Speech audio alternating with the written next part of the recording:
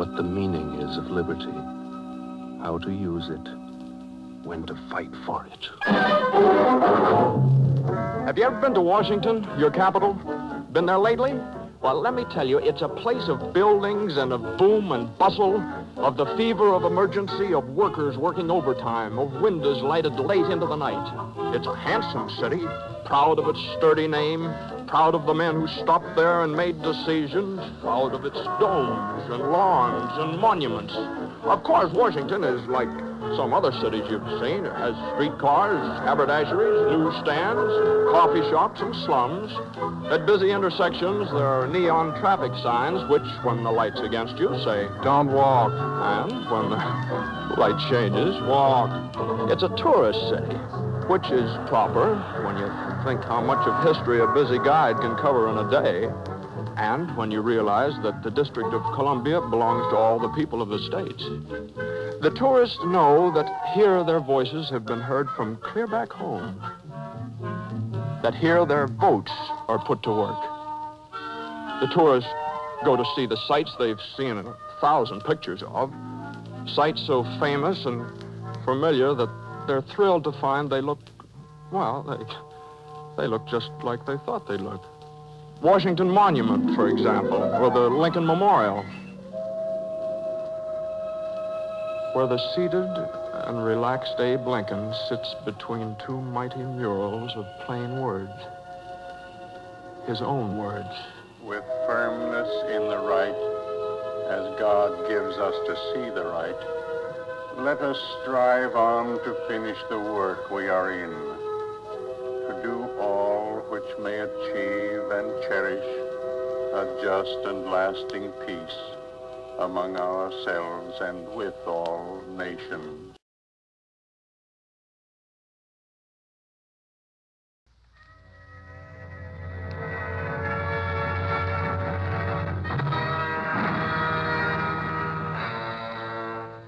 Columbia presents Corwin.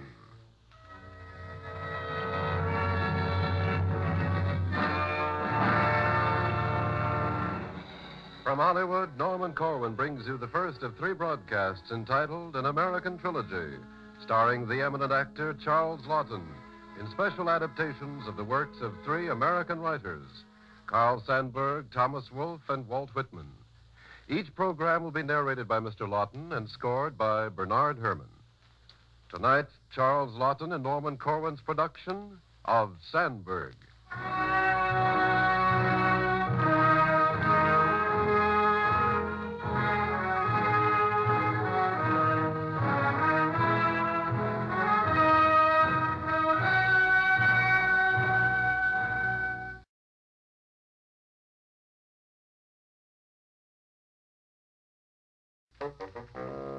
Get off this estate. What for? Because it's mine. Where did you get it? From my father. Where did he get it? From his father. And where did he get it? He fought for it. Well, I'll fight you for it. Which way to the post office, boy? I don't know. You don't know much, do you? Nope, but I ain't lost. What do you know? The number 42, which I picked as a winner, won the raffle. Did you guess the number 42, or did you have a system? I had a system. What was it? I took up the old family album, and there on page 7 was my grandmother and grandfather, both on page 7. And I said to myself, this is easy. For 7 times 7 is the number that'll win. And 7 times 7 is 42. I see. What was the last thing Paul Revere said to his horse on the famous ride? Whoa. Too bad you have to work in this kind of a soup parlor, waiter. I work here, customer, but I don't eat here. Isn't that an iceberg on the horizon, Captain? Yes, madam. What if we get into a collision with it? The iceberg, madam, will move right along as though nothing had happened. No, I tell you, no. No, I tell you, no. No, I tell you, no. Pardon me, but what are you yelling for? I'm a yes man taking a vacation. No, I tell you, no. No. Have you a criminal lawyer in this burg? We think so, but we haven't been able to prove it on him. I hear it.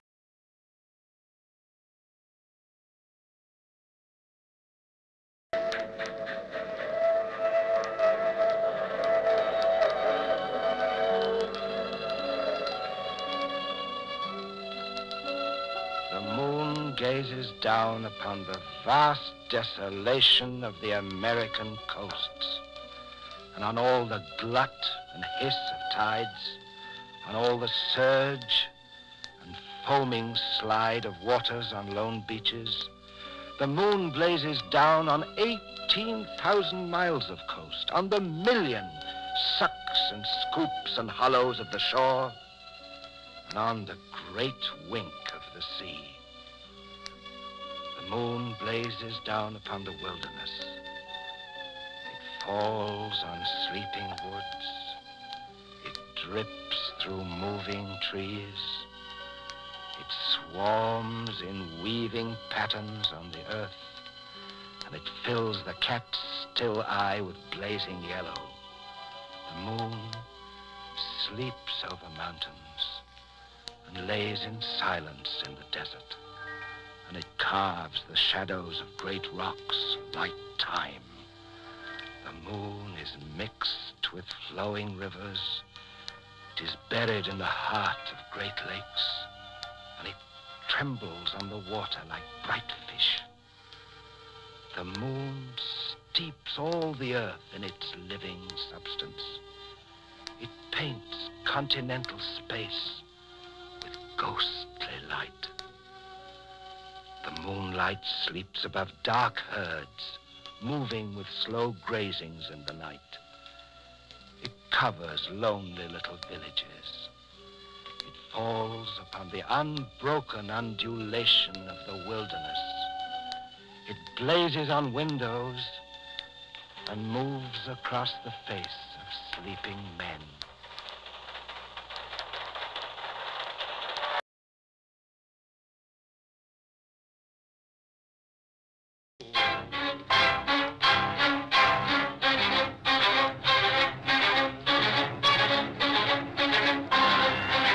Oh, the thunder of America's names, its imperial names, the names of men and battles, the names of places and great rivers, the mighty names of the states, the names of Antietam, Chancellorsville, Shiloh, Bull Run, Cold Harbor, Brandywine, Saratoga, the names of places, the Nantahala, the Badlands, the Painted Desert, Yosemite, the Little Bighorn, the Cumberland Gap, the continental thunder of the states, the names of Montana, Texas, Arizona, Colorado, Michigan, Maryland, Virginia, the Dakotas, the names of Massachusetts and of rich Ohio, powerful name of Pennsylvania, the name of old Kentucky, the undulate Alabama, Nevada, Utah.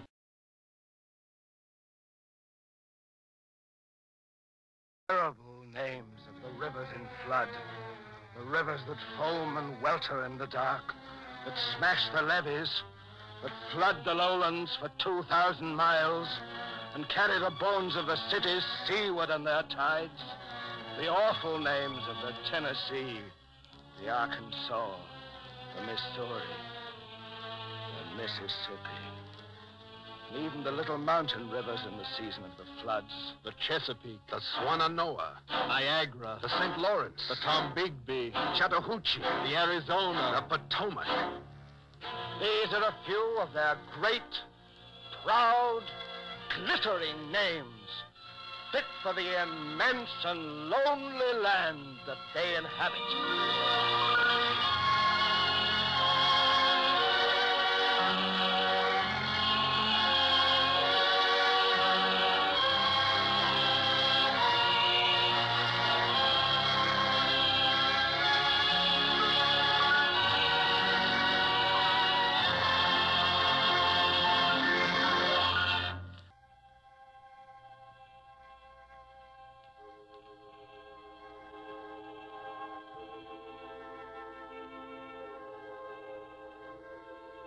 I, Walt Whitman, heard that you asked for something to prove this puzzle, the New World, and to define America, her athletic democracy. Therefore, I send you my poems, that you behold in them what you wanted.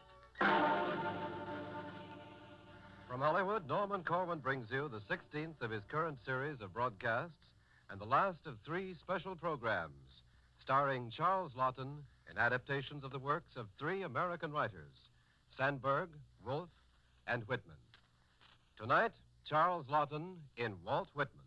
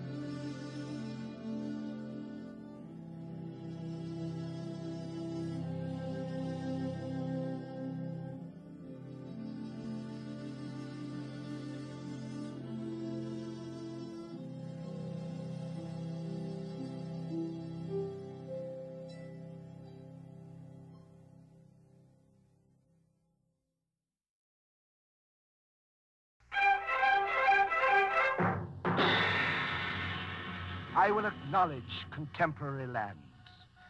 Fell, unnamed, unknown.